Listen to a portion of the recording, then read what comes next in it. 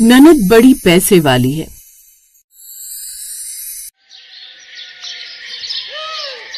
क्या है माँ, फिर तुम वही सब लेकर बैठ गई, शादी शादी। अरे शादी करके क्या मिलता है किसी को?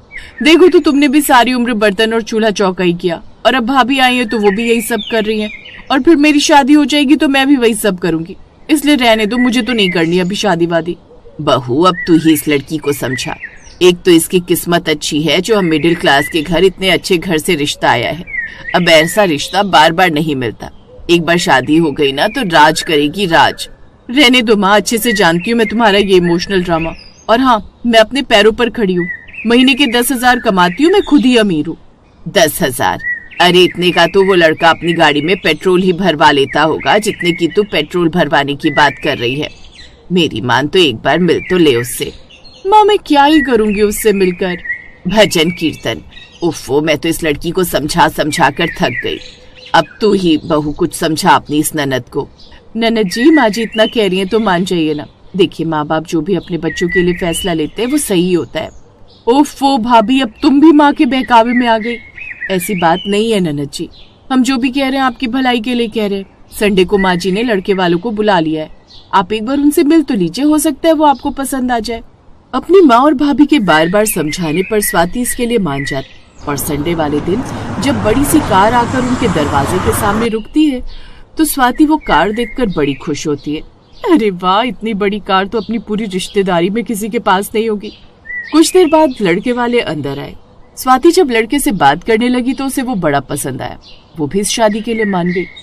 अब शादी की तैयारियां शुरू होने लगी और कुछ दिन बाद, देखो स्वाति, तुम्हारे लिए ससुराल वालों की तरफ से शगुन के जोड़े आए हैं। स्वाति जैसे ही वो सूटकेस खोलकर देखती है तो उसमें महंगे महंगे सूट और साड़ियां थी।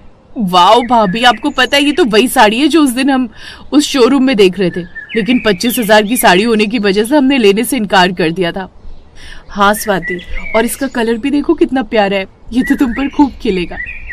स्वाति इतने महंगे कपड़े देखकर बड़ी खुश थी। अब उसकी भाभी जो उसके लिए साड़ी लाई थी उसे उसने एक तरफ पटक दिया।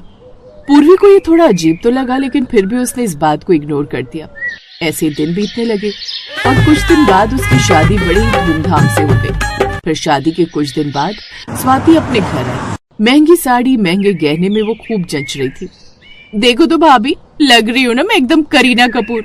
अच्छा मेरी कुछ पिक्स क्लिक करना, लेकिन करोगी कहाँ पर? यहाँ पर तो सब कुछ कितना अजीब सा है, मतलब एक भी ढंग का बैकग्राउंड नहीं है, वही सब साधारण सा सामान। ननद अब पैसे वाली हो गई थी और उसकी बातों में घमंड साफ झलक रहा था, लेकिन पूर्वी ने कुछ नहीं कहा। ऐसे ही समय बीता और कुछ समय बाद स्वाति ने अपने मायके की थोड़ी दूरी पर एक पॉश इलाके में बड़ा सा बंगला खरीद लिया। उसके पति पंकज का खुद का बड़ा सा फर्नीचर का बिजनेस था। उनके बंगले के बाहर कई सारी गाड़ियां खड़ी थी। आज स्वाति के नए बंगले में पूजा थी, जिसके लिए उसने अपने मायके वालों को भी बुलाया था। अरे बहू, कहाँ रह गई? कब से कह रही हूँ लेट हो जाएगा, चल अब जल्दी कर। जी माँ जी। पूर्वी ने उस दिन अपनी अलमारी से वो साड़ी निकाली थी जो उसके पास सबसे महंगी थी, यानी कि 2,000 की साड़ी, जो उसके पति ने उसे पिछले करवा चौथ पर दिलवाई थी। कुछ देर बाद वो अपनी सास के साथ ननद के बड़े बंगले पर पहुंच गई। वो दूर से जितना खूबसूरत दिखता था, पास से तो उससे भी ज्यादा खूबसूरत था। वाह वाह, ये तो कोई महल जैसा घर लगता है। सच में भाग खुल गए मेरी स्वाति के। हाँ माँ जी, सही कहा आपने। हाथों में कुछ फल और मिठाई लेकर वो उसके बंगले के अंदर गई, जहाँ उसकी बेटी और जमाई पूजा में बैठे थे और पंडित जी मंत्र पढ़ रहे थे। वो दोनों भी एक कोने में जाकर बैठ गई। कुछ देर बाद पूजा संपन्न हुई। माँ कैसी हो?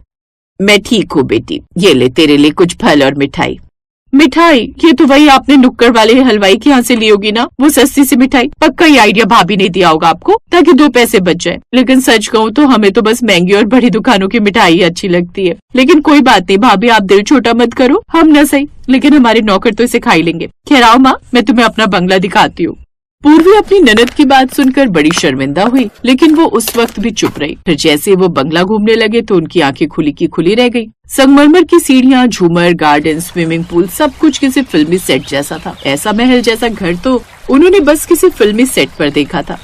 बेटी, इतना बड़ा बंगला, तेरी तो किस्मत पलट गई। मेहनत का फल है माँ, मेरे वो दिन रात अपने बिजनेस में मेहनत करते हैं, ऐसे नहीं कि सुबह 9 से शाम 7 बजे तक की ड्यूटी की और घर आ गए। और सच कहूँ तो इनकी मेहनत के साथ साथ मेरी प्रार्थना भी थी जो मैं करती हूँ, तभी तो उस फ्लैट से अब इस बड़े बंगले में आ गए हम। अगर मेहनत ना करते हम लोग तो हम भी किसी मिडिल क्लास वाले घर में ही रह रहे होते। स्वाति की बातों में ताना साफ झलक रहा था। इसके बाद स्वाति उन्हें अपने कमरे में लेकर गई। ये देखो, ये मेरा आलीशान कमरा। भाभी, जितना बड़ा ये कमरा है ना, इतना तो आपको पूरा ससुराल होगा, है ना? स्वाति, भूल मत कि वो तेरा मायका भी है। माना कि तुम्हारे जितने पैसे नहीं है हमारे पास, लेकिन हमारे लिए वो घर ही हमारा बंगला है।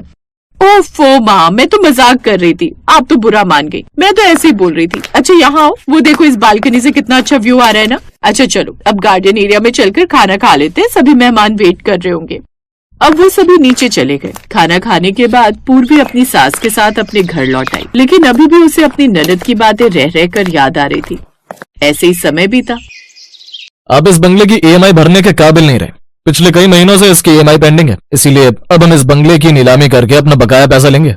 नहीं नहीं, ऐसा मत कीजिए सर, यही हमारा घर है, इसके अलावा हमारे पास और कोई छत नहीं। हम कहाँ जाएंगे? वो तो इतना बड़ा लोन लेने से पहले सोचना चाहिए था ना। चलिए अब ये घर खाली कीजिए। स्वाति और पंकज को उस घर से निकाल दिया गया। अब स्वाति अपने पति के साथ शर्म के मारे अपने मायके भी नहीं जा पा रही थी, इसलिए वो सड़क किनारे एक झोपड़ी में रहने लगे। लेकिन किसी पड़ोसन ने आकर पूर्वी को ये बात बता दी और पूर्वी उस जगह पहुंची। तुम्हारे साथ इतना सब हो गया और तुमने हमें बताना जरूरी भी नहीं समझा स्वाति। अपनी भाभी को देख स्वाति उसके गले लगकर फूट फूट कर रोई। भाभी, हमारा कुछ भी नहीं बचा, बंगले से लेकर गाड़ियां तक सब बिक गई, इनका काम भी पूरी तरह से ठप पड़ गया, हम बर्बाद हो गए। पहले तुम घर चलो स्वाति, बाकी बात वहीं चलकर करते हैं। पूर्वी उन्हें लेकर घर आ गई और उन्हें खाना खाने को दिया, जिसके बाद उससे बोली, कुछ भी खत्म नहीं हुआ स्वाति, रिश्ते अभी बाकी हैं। ये घर भले ही छोटा है, लेकिन दिल सबके बड़े हैं। अब से तुम सब भी यहीं इस घर में हमारे साथ ही रहना। अपनी भाभी की बात सुनकर अब स्वाति की अक्ल ठिकाने आ गई, साथ ही अब उसका सारा घमंड भी टूट गया। अब उसने और उसके पति ने मिलकर छोटा सा काम शुरू किया और कुछ दिन में उनका काम अच्छे से चलने लगा। आज स्वाति फिर से खड़ी है, पर इस बार उसके पास दिखावे की दौलत नहीं बल्कि अपनों का सहारा है। भाभी, असली अमीरी समझ आ गई। हाँ स्वाति, जहाँ प्यार हो वही सबसे बड़ा बंगला होता है। अब उन्होंने भी अपनी भाभी के साथ ही एक घर बना लिया जिसमें वो चैन से रहते थे। अब भले ही उसमें बंगले जैसी सुख सुविधा ना हो, लेकिन उसमें अब उन्हें सुकून और चैन की नींद मिली, जिसमें वो काफी खुश थे।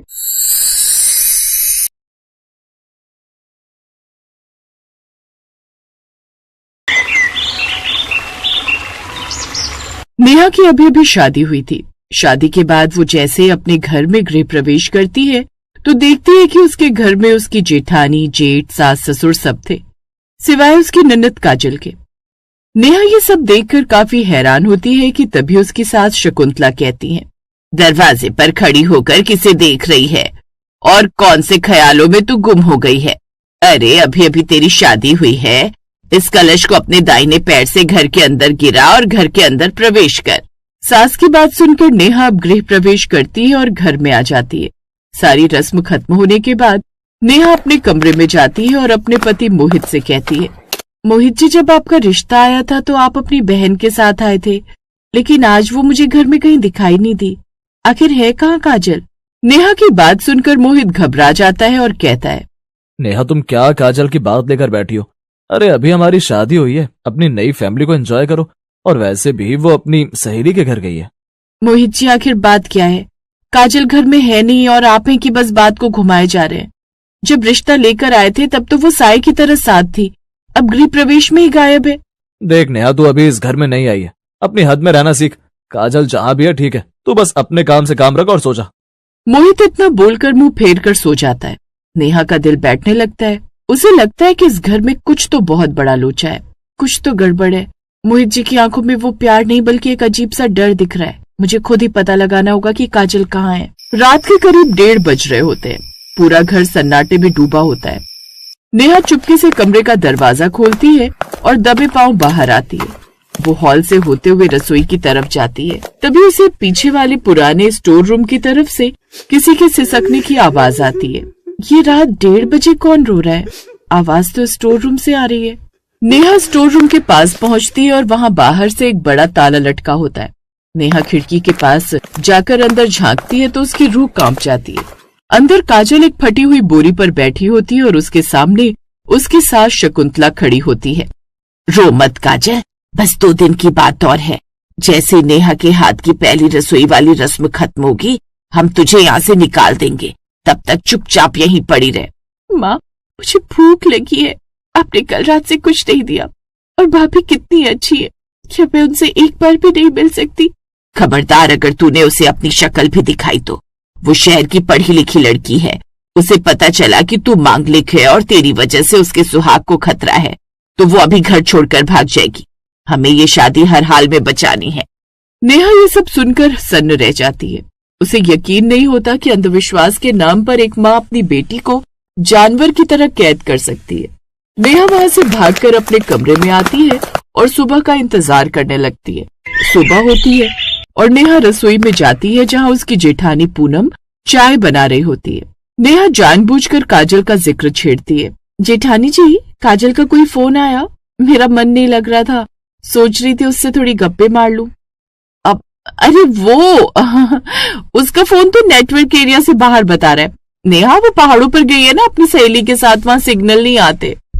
अच्छा, पहाड़ों पर गई है या अपनी सहेली के घर गई है या फिर पीछे वाले स्टोर रूम में कैद है? दीदी, बात क्या है, मुझे सच बताइए। मैं जानना चाहती हूँ कि आखिर सच है क्या।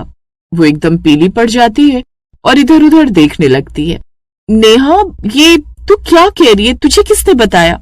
मैंने कल रात अपनी आंखों से देखा है। माँ जी उसे डरा रही थी। भाभी, आप भी एक औरत है, आप ये सब कैसे सह रही हैं? मैं मजबूर हूँ नेहा। माँ जी और मोहित बहुत जिद्दी है। वो मानते हैं कि काजल मनहूस है, उसे बचपन से ही ऐसे ही रखा गया है। उसे ऐसे रखा गया था, लेकिन अब नहीं। मैं उसे ऐसी कैद में नहीं रहने दूंगी दीदी। नेहा ठान लेती है कि वो काजल को आजाद कराएगी। दोपहर में जब सब सो रहे होते हैं, नेहा स्टोर रूम के पास जाती है और ताला तोड़ने की कोशिश करती है। तभी पीछे से मोहित उसका हाथ पकड़ लेता है। तेरी हिम्मत कैसे हुई यहाँ आने की? मैंने मना किया था ना। आप अपनी बहन के साथ ये सब कैसे कर सकते हैं? शर्म नहीं आती आपको? मोहित नेहा को धक्का देता है और शकुंतला भी वहां आ जाती है। तभी कुछ ऐसा होता है जिसकी किसी ने उम्मीद नहीं की थी। काजल जो स्टोर रूम के अंदर थी, वो खिड़की के सरिये ढीले करके बाहर निकल आती है। भाई, भाभी को छोड़ दो, उन्होंने कुछ नहीं किया। अगर आपको गुस्सा करना है तो मुझ पर करो, लेकिन भाभी को हाथ मत लगाना। तू बाहर कैसे? तेरी हिम्मत कैसे हुई मुझसे जुबान लड़ाने की? मोहित काजल को थप्पड़ मारने के लिए हाथ उठाता है, लेकिन काजल पीछे नहीं हटती। वो नेहा के आगे ढाल बनकर खड़ी हो जाती है। मारो भाई, जितना मारना है मारो, लेकिन आज मैं अपनी भाभी को कुछ नहीं होने दूंगी। ये इस घर की इकलौती इंसान है जिन्होंने मेरे लिए आवाज उठाई। माँ, आप कहते हो ना कि मैं मनहूस हूँ। अगर मैं मनहूस होती तो क्या मैं अपनी भाभी को बचाने के लिए खड़ी होती? हट जा रास्ते से काजल, इसे भी सबक सिखाना जरूरी है। नहीं माँ, अगर आपने भाभी को छुआ तो मैं अभी इसी वक्त शोर मचाकर पूरे मोहल्ले को इकट्ठा कर लूंगी, पुलिस को फोन कर दूंगी। मुझे जेल जाने से डर नहीं लगता, क्योंकि मैं तो वैसे भी जेल में ही रह रही हूँ। काजल की हिम्मत देखकर मोहित और शकुंतला थोड़े ठंडे पड़ जाते हैं। उन्हें डर था कि अगर बाहर बात गई तो खानदान की थू-थू होगी। नेहा काजल की बहादुरी देखकर दंग रह जाती है। काजल, तूने मेरे लिए अपने माँ और भाई से पंगा ले लिया। भाभी, आप मेरे लिए खड़ी हुई तो क्या मैं आपके लिए इतना भी नहीं कर सकती? माँ कहती है मैं मनहूस हूँ, पर आपने मुझे ननद माना। मेरे लिए तो आप ही सब कुछ हो। काजल मोहित के हाथ से चाबियां छीन लेती है और नेहा के साथ खड़ी हो जाती है। वो मोहित को साफ कह देती है कि अब से वो स्टोर रूम में नहीं बल्कि नेहा के साथ रहेगी। मोहित और शकुंतला कुछ नहीं कर पाते, क्योंकि काजल के हाथ में अब घर का सारा भेद था। आज काजल की वजह से आप लोग बच गए, वरना मैं पुलिस को बुलाने वाली थी। आइंदा से अगर मेरी ननद को किसी ने भी कुछ कहा तो याद रखना नेहा क्या कर सकती है। इतना बोलकर नेहा अब काजल को अपने साथ अपने कमरे में ले जाती है। काजल अब आजाद थी, वो नेहा के साथ रहने लगती है। घर के लोग अब भी थोड़े चिढ़े थे, लेकिन काजल और नेहा की बॉन्डिंग इतनी जबरदस्त हो गई थी कि किसी की हिम्मत नहीं होती थी कुछ कहने की। काजल नेहा को घर के हर काम में मदद करती। ऐसे ही एक दिन लोग कहते हैं नंदे परेशान करती है, पर मेरी ननद तो मेरी रक्षक निकली। सच में मेरी ननद लाखों में एक है। नहीं भाभी, लाखों में एक तो आप हैं, जिसने मेरे लिए इतना सोचा और तो और मुझे उस कैद से बाहर निकाला। काजल की बात सुनकर नेहा उसे गले से लगा लेती है और कहती है, तू चिंता मत कर काजल, जब तक तेरी भाभी जिंदा है तब तक तेरे ऊपर कोई आंच नहीं आएगी, क्योंकि भले ही तेरे खुद के सगे परिवार वाले तेरे साथ नहीं रहे, पर तेरी भाभी अब हमेशा तेरे साथ रहेगी। इस तरह नेहा काजल को न सिर्फ एक भाभी बल्कि माँ, बहन और भाई सबका प्यार देती है। समय गुजरता है। गुजरते समय के साथ इस तरह अब उसके घर वालों को भी एहसास होता है कि उन लोगों ने काजल के साथ कितना बुरा बर्ताव किया, पर वो लोग माफी मांगने के लायक नहीं थे। इसलिए वो धीरे धीरे काजल से बात कर उसके साथ घुलने लगते हैं। Thanks for watching.